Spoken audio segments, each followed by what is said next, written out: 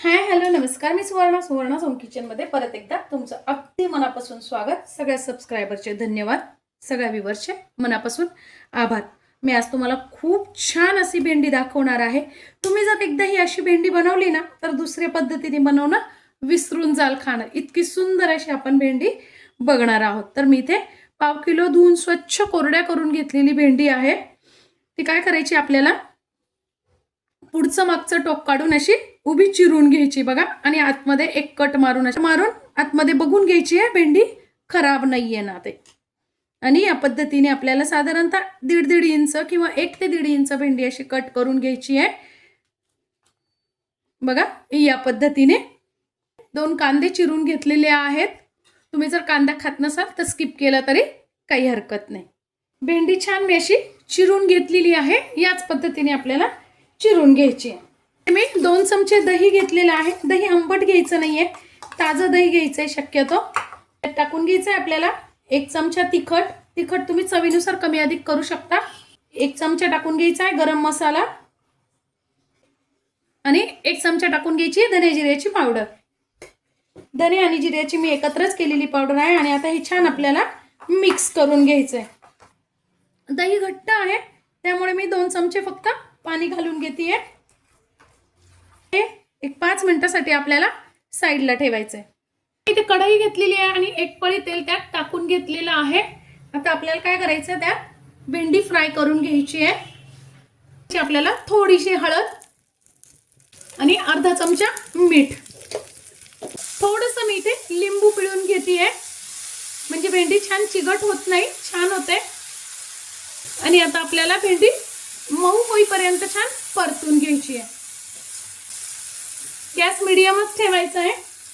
आता बघा 3 ते 4 मिनिट झालेले आहेत आणि भेंडी आपली अगदी मऊ झालेली आहे. म्हणजे जवळजवळ आपली भेंडी 70 ते 80% शिजलेली आहे. काढून घ्यायची आता आपल्याला.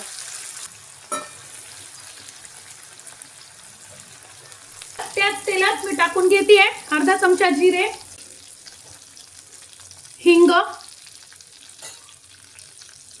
आणि कांदा. खूप कमी तेलात ही भाजी तयार होते. आणि आता आपल्याला कांदा छान परतून घ्यायचा आहे. इथे तुम्ही आलं लसूण पेस्ट पण वापरू शकता आणि हिरवी मिरची पण, काही तिखट जर आवडत असेल तर तुम्ही इथे हिरवी मिरची पण वापरू शकता.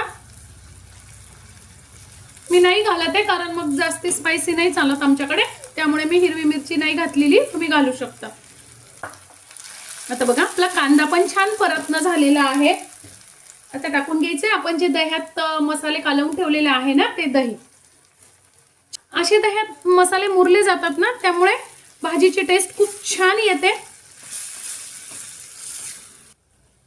आता त्याच भांड्यात मी थोडंसं अगदी 2च चमचे बघा पाणी घातलेलं आहे.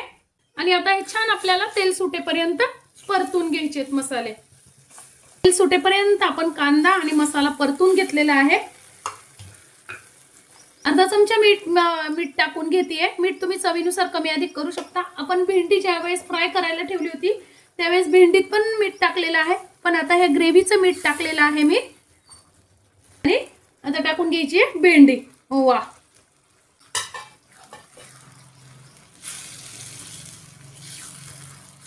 म्हणून चव छान बॅलन्स व्हावी म्हणून मी अर्धा चमचा फक्त टाकून घेतेय साखर. आता फक्त 2च मिनिटं आपल्याला भेंडी आणि मसाला छान एकत्र फ्राय परतून घ्यायचा आहे बघा. आता टाकून घ्यायची थोडीशी कोथिंबीर. वा बघा काय मस्त अशी मसाला भेंडी आपली तयार झालेली आहे. वा, आजची माझी व्हिडिओ ही रेसिपी तुम्हाला कशी वाटली कमेंट्स मध्ये नक्की सांगा. चॅनलवर नवीन असाल तर चॅनलला सबस्क्राईब, लाईक आणि शेअर करा. धन्यवाद.